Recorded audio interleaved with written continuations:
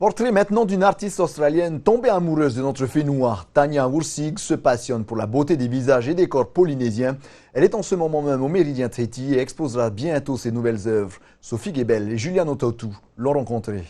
Une artiste australienne, mais avec la Polynésie dans son cœur et dans son art. C'est ainsi que l'on pourrait décrire Tanya Wursig. Depuis son premier voyage à Tahiti, l'artiste revient chaque année pour peindre et exposer ses œuvres. Il y a 6 ans, je suis venue ici pour la première fois et je suis tombée amoureuse de la Polynésie. J'étais inspirée par les couleurs, par les gens, par leur générosité. Et cela continue d'être une influence importante pour moi, année après année. La particularité de Tanya est d'utiliser notamment le paréo comme support de toile et de jouer sur les transparences pour mettre en scène ses personnages.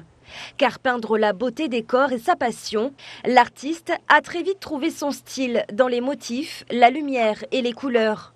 Depuis, ses visages polynésiens font le tour du monde, des visages parfois connus comme Olivier Lenoir. Pour sélectionner mes modèles, je me promène un peu partout et je repère les personnes qui m'intéressent. Par exemple, pour Olivier Lenoir, je suis allée au Heiva pour le voir danser. C'était la première fois pour moi. J'ai vu cet homme sur scène avec une présence incroyable et ses magnifiques tatouages. Et je lui ai demandé de poser pour moi. Beaucoup pensent à Gauguin lorsqu'ils voient les toiles de Tanya Wursig, mais ses influences sont surtout mexicaines et s'accordent bien, selon elle, avec les couleurs polynésiennes.